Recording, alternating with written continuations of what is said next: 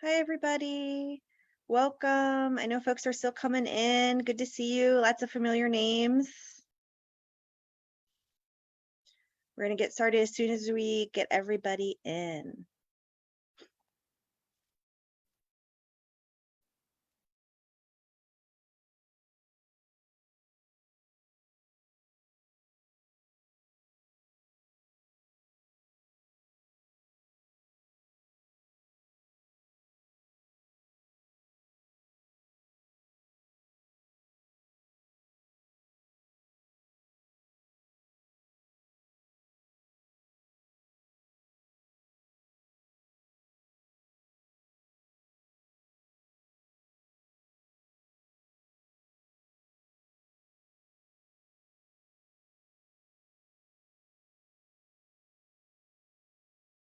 All right, we are still letting people in, but we want to take advantage of every second we have today. So we're going to go ahead and get started. Mary Ellen?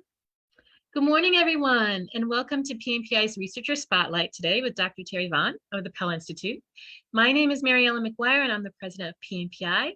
Today's event is actually going to be moderated by my two colleagues, Betsy Preter and Jared Colston. But before I turn it over to them, I really wanted to welcome all of you myself, because today kicks off our week of celebration. We are celebrating our 10th year of programming at PNPI this week. It's been a really amazing experience to spend the last 10 years with all of our learners, whether they are or were congressional staff, up and coming policymakers in the nonprofit world, or students, and our expert speakers like Terry, who provide most of our content. It really has been a shared learning experience for my team, and we are grateful and humbled by the journey that we are on with all of you. So as with all of our events, I hope today you leave thinking about something a little bit differently, or curious about something new, or having learned something new altogether. And I'm going to go ahead and pass it to Betsy Preter. Thank you. Welcome again to everyone for joining us at our Researcher Showcase featuring Dr. Terry Vaughan, as Mary Ellen mentioned. I'm Betsy Preter. I'm joined today by Jared Colston, our Associate Director of Research. And for those of you who haven't had the opportunity to join a Researcher Spotlight previously, the goal of these is really to introduce you to some new work and to some more up-and-coming, newer researchers in the federal higher education policy space. So I'm going to start today by introducing Terry, who will then provide us with an overview of a report he worked on, one I'm sure many on this webinar are familiar with, the Indicators of Higher Education Equity in the United States. If you have questions as he goes through his slides, feel free to put them in the Q&A box, which should be at the bottom of your screen at any point. And then Jared will be moderating Q&A after Terry's done, and we'll get to them then. So if you have a question, pop it in there whenever it comes to you. All right, so Terry, again, welcome. For those of you who don't know Terry yet, Dr. Terry Vaughan is the Vice President of Research at the Pell Institute for the Study of Opportunity in Higher Education. His research focuses on education theory and philosophy, education policy, equitable career pathways, and career development strategies for first-generation low-income and underrepresented students. Terry received his BA in philosophy from DePaul University and his master's and PhD from the University of Illinois at Urbana-Champaign. So Terry, I'm going to turn over to you. What can you tell us about how we can understand inequality in higher education from this report? Yeah, so I have a whole presentation for you all. So glad all of you can join us for today's talk titled Low-Income Students in U.S. Higher Education, Indicators of Higher Education Equity in the United States. And yeah, please feel free to put any questions as I go or thoughts in the chat, and that's wonderful. Click my screen. Cool. So as mentioned, I am Dr. Chandler III, the Vice President of Research and the Director of the Pell Institute at the Council for Opportunity in Education. The Council for Opportunity in Education, also known as COE, is a national nonprofit in Washington, D.C., best known for its advocacy of the federally funded TRIO programs. The Pell Institute is COE's research department. So some folks always ask, what's the relationship between the Pell Institute and the Council? So as COE's research arm, we conduct and disseminate reports and policy analysis to encourage policymakers, educators, and the public to improve educational opportunities for low-income and first-generation college students. For today's talk, I will share some information from our indicators report, as was just mentioned. This is a national report we have released every year since 2015. The report was started under Dr. Margaret Cahalan, who is the former director of the Pell Institute, and Dr. Laura Perna at the University of Pennsylvania. Over the years, the report has grown to include additional national data, for example, NCS data, and indicators to help shed light on equity within U.S. higher education. All the data I will share throughout the upcoming slides can be found in our latest 2021 indicators report found on our website, pellinstitute.org. So the indicators report contains a lot of information. If you all have seen the printed version, you know what I'm talking about. And with it, different insights and stories can emerge. You can pull a lot of stuff out of that report. For our talk today, I want to highlight the current context of low-income students in U.S. higher education. Low-income college students are one of multiple social and economic characteristics that we track within the indicators report. For example, the report includes data about first-gen status, race and ethnicity, and gender. But we'll focus solely on low-income students today, given that income cuts across so many higher education issues in a manner many folks can relate to, regardless of if you're on the left or the right side of the political spectrum, right? So as such, using the indicators data, I will be sharing a sort of like a data story with you all about what it currently means to be a low-income student in higher education. So to begin, let's start our data story with who goes to college by family income. And when we look at the data, we see clear differences in college participation by family income. As you can see on this slide, students from families with the lowest income are least likely to participate in college compared to students from families with higher income backgrounds. In 2020, in fact, there was a 31 percentage point gap difference between students from the lowest income compared to students from the highest income. So already at the start of the higher education journey, we can see that students from low-income backgrounds are facing an uphill battle simply to participate in college compared to students from wealthier backgrounds. And among those low-income students who do participate in college, where they decide to attend, has a tremendous impact on their college and post-college success. So institutional type matters. And when we review the data about where low-income students attend, using Pell Grant and other federal grant recipients to track low-income students, the biggest difference is in who participates in for-profit institutions, which are often one of the most costly forms of higher education compared to public institutions. In 2019, Pell and other federal grant recipients were 3 times more likely to enroll in a for-profit institution than students who did not receive federal grant aid. As you will see in a few slides, the fact that low-income students are more likely to participate in for-profit institutions has serious consequences for a student's individual college success, in addition to our nation's economic well-being. But once in college, one of the key questions is how students will pay for their education. On the one hand of this question is how much financial need students have, and on the other hand is how much financial aid students receive. When it comes to financial need, low-income students often have a higher portion of unmet financial need than students from higher incomes. For example, in 2016, the average unmet financial need was around $10,000 among students from the lowest income background, compared to a surplus of around about $30,000 from students from the wealthiest family backgrounds. This means that low-income students are financially struggling to participate in college regardless of institutional type. However, we can see that those who are participating in for-profit institutions are likely struggling even more so given the for-profit nature of those institutions. And when we look at student financial aid, right, the other side of the question or the equation, the picture is not much better. One key source of financial aid is using loans to help pay for college. And this disparity is even greater when we remember that low-income students are, again, remember, 3 times more likely to attend for-profit institutions. So for example, when we look at students who completed bachelor degrees at private for-profit institutions, we see that 87% of these graduates borrowed a loan, and the average borrowing amount was around $44,000. This is around a $15,000 difference compared to students who borrowed at public institutions. So we can see that college participation is much more costly for some low-income students than students from other income backgrounds. And we can see the same costliness when we look at students who graduated from 2-year for-profit institutions. So we see it in 4 years and we see it in 2 years. 88% of students in two-year for-profit institutions borrow loans with a total borrowing amount of around $28,000. And of course, we have to keep in mind all this loan borrowing and overall economic disparity among students continues to contribute to our nation's growing student debt crisis, which is a total of $1.73 or $1.75 trillion in 2021. So you would think with all this cost and debt, we would hope that at least low-income students would have a good college degree attainment rate. But unfortunately, students from the lowest income remain less likely to attain a BA degree than students from higher income backgrounds. In 2020, the estimated bachelor's degree attainment for low-income students was 15%, while the estimated attainment of the wealthiest students was around 59%.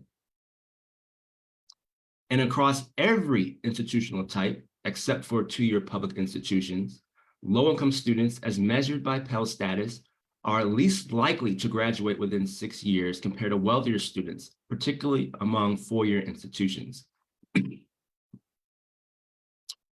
As such, I hope this data helps us all see that U.S. higher education system is not simply dealing with inequity, but reproducing it within our society.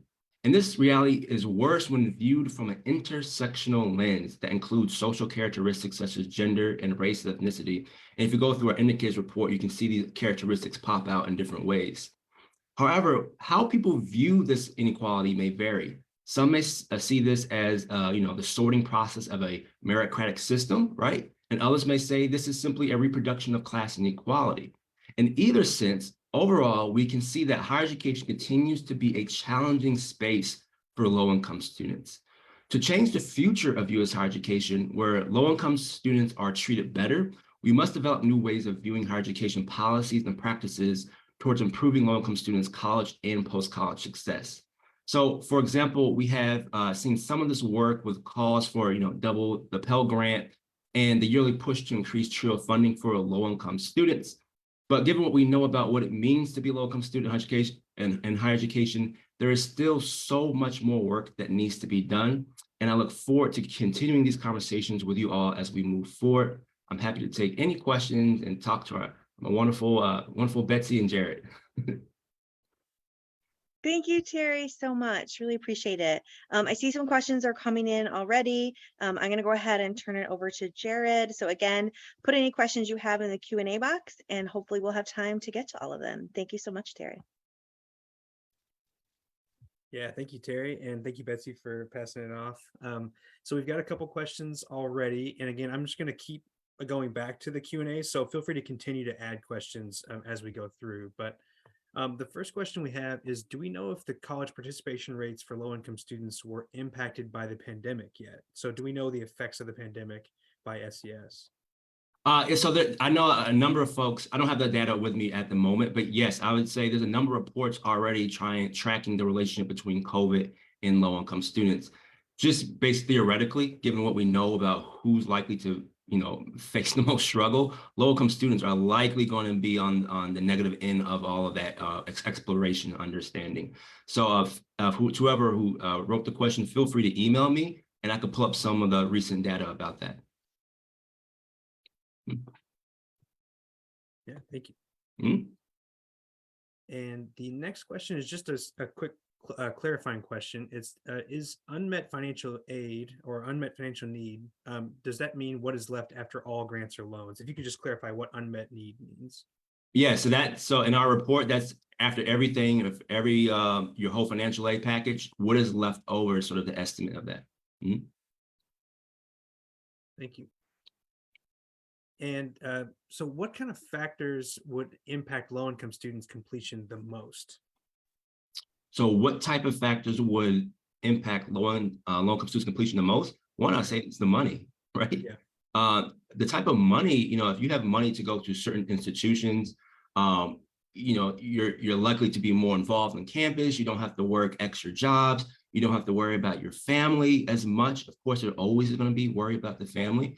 So this is why you see a lot of emphasis on doubling Pell, triple Pell, one of our senior fellows, Tom Mortensen. I don't know if anyone was at our COE conference in San Diego. He gave a wonderful presentation about the need to increase the Pell Grant to around $30,000 to sort of reflect what the Pell Grant was supposed to be doing, when it initially was coming out.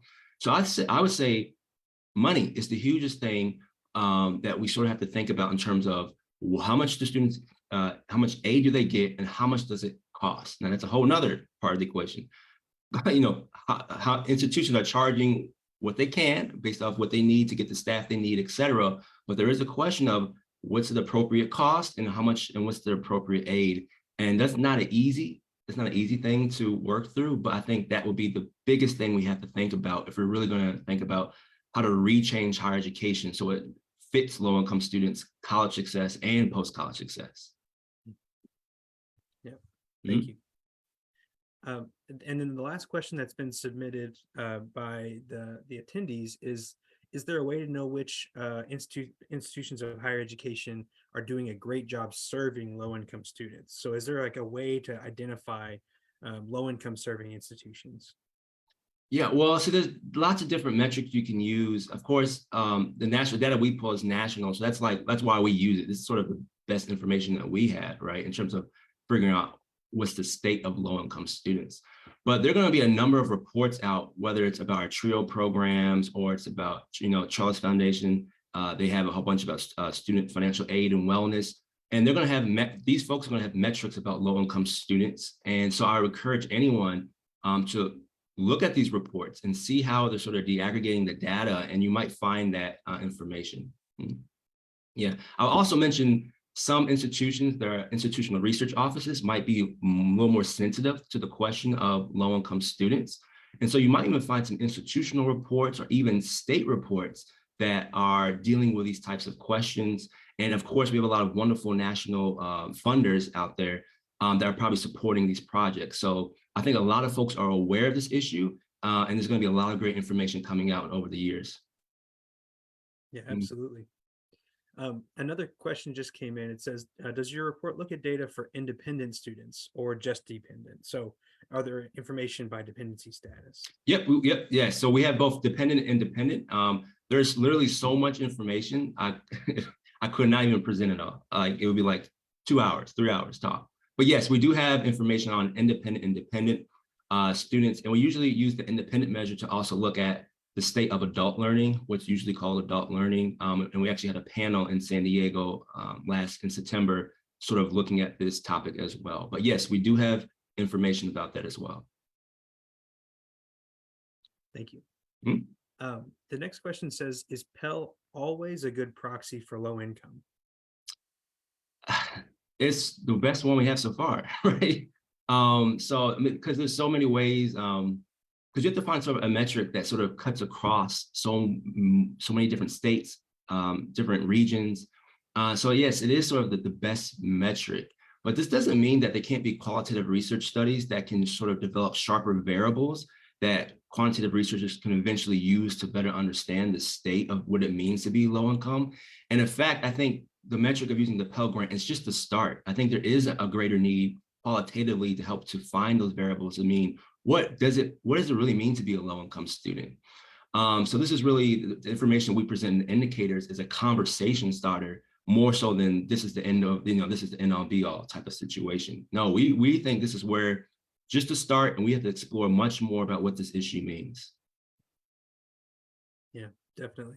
Mm-hmm. So someone else asks, what are the key differences between independent low-income students and dependent low-income students' experiences based on your research? Yeah, so again, there are reports at a quantitative level, so it's high level. And so there's a lot of, there's a need for that qualitative exploration between independent and dependent. So I won't even pretend that I have all the answers to that right now, but I will say we would strongly support exploring that question because it's really needed to really understand this issue. So I say that for right now. Thank you. Okay. So another question about just sort of the independent status of this. into the fitting the independent students into the narrative of the low-income students of higher education. I know you Yeah. spoke a little bit about adult learners, but do you see that as being a central focus of a lot of research on inequality, the dependency status angle? Definitely. I think, well, because higher education, the landscape is changing. The idea of traditional and non-traditional students, it's really about learners, right?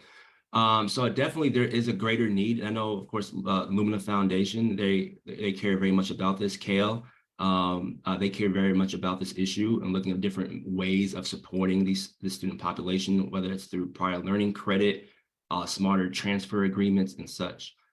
So I think, yeah, so I think there's definitely a connection. There's a lot of commonalities between independent, but there's going to be some serious differences.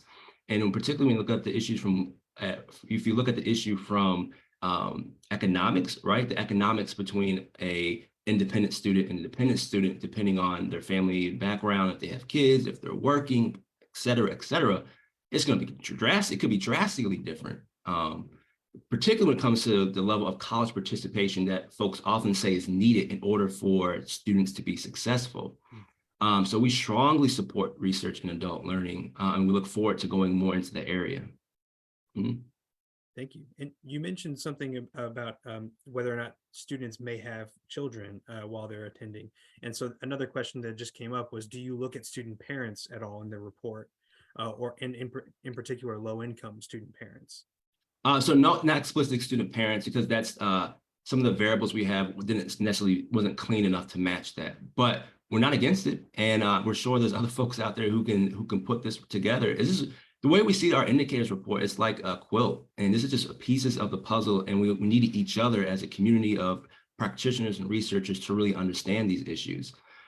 So yeah. I agree. So there's a few more minutes left in the Q&A, and so I just wanted to have a couple questions, sort of a high level questions to kind of send off with. And so the first one is that we see that there's additional data visualizations and infographic stories that are going to be coming soon. Yes. Do you have any more information on what those may look like? Yes. So this is many of y'all, if y'all know the indicators, Dr. Margaret Cahalan, and she's been working on some interactive charts for the last year. I'm strongly encouraging her, please, Maggie, put it up, right? So, and one of our colleagues, Nicole Brunt, she's our research associate at the Pell Institute as well. So yes, they're working on this. Our goal is to sort of, to give you a little, I don't know, a preview, say, is next spring, usually when we have our indicators event, is to share with the public some of these interactive reports. So if you have any questions, whether you're advocating, whether you're grant writing, whatever you're doing, and you need this type of high level data to start the conversation, and I really would phrase it like this type of data is conversation starters, that will be available in the spring. So we are aggressively working on getting that interactive charts ready. And a long-term goal is actually for us to create a dashboard that even expands on it. That's great. And we had two more questions come in. I think we have a few minutes left, so I'm going to go ahead and just ask them. The first one is a little bit more specific question. It's, are we seeing any increases in year-round Pell? Increases in year-round Pell, like in terms of how much money the Pell is getting? Let's see if they'll ask a clarifying question for that. It just says, are we seeing any increases in year-round Pell? I believe. So I think I think the Biden administration did have an increase, but it's not what folks wanted, right? It's not going to like solve the issue. So there has been increases, yeah. They clarified, so more flexibility around using it during summer terms. So that's a great. Yeah. So I'm not too sure about that. Like the question is, like, we had a Capitol Hill briefing on increasing second chance Pell, and we had that in April for a COE. But I'm not too sure if they're relaxing the regulations on when the Pell Grant can be used, how it's going to be used, et cetera. So if whoever wrote that comment, if you send me an email, I'm happy to follow up and learn that with you. Thank you. And we're just about out of time for the Q&A, so I'll leave off with just kind of the last question that's in the chat here, and it also kind of leads into your final point maybe. It's what would you hope we do with your report and how best to use it? I hope this, so first, it's not just my, I'm gonna be clear, it's the Pell's report. There's a number of folks who work on this. This is a massive report. And I cover certain sections and other colleagues cover other sections. But regardless of who works on it, we want this to be a tool for exploration, a tool for advocacy, whether you're on the left or the right politically on the political spectrum. We want folks to have the data needed for them to articulate how they think higher education should be. And also, of course, we want to point out what are some of the current issues going on in higher education that might be conversation starters. So I would really encourage all of you to use indicators as a tool for beginning discussions with your colleagues, with your peers, with your students, whoever, to think about all the challenges that we care about. So that's how we really want folks to use the indicators report. It's not the end of a conversation, it's the beginning. Thank you so much. And I think that's all the time we've got for the Q&A, but I'm going to pass it off to Betsy, pass it back to Betsy to wrap up. Thank you. And thanks so much, Terry. Yeah. Just wanted to echo what someone put in the chat. Love phrasing this as a conversation starter in terms of what to do with this massive amount of information and data. So thank you for phrasing it. That's such a perfect way to phrase it. And I hope folks leave here and start having some good conversations. Wanted to give a huge thank you to Terry for joining us today. Really important work. So thank you for sharing your involvement in it. Before everyone logs off, I would love some quick feedback. I launched a poll. There's just 2 quick questions. If folks don't mind responding before they log off, we'd always appreciate it. We love feedback and want to continue to provide really useful events and programming for all of you. So I'll give you a minute to do that, but thank you everyone for attending. And again, as Mary Ellen said, we are kicking off our 10th anniversary week. And so please stay tuned to see what other activities and announcements we have coming as we celebrate this week. So thank you all for joining us in our first official celebration event. Hey, thank you.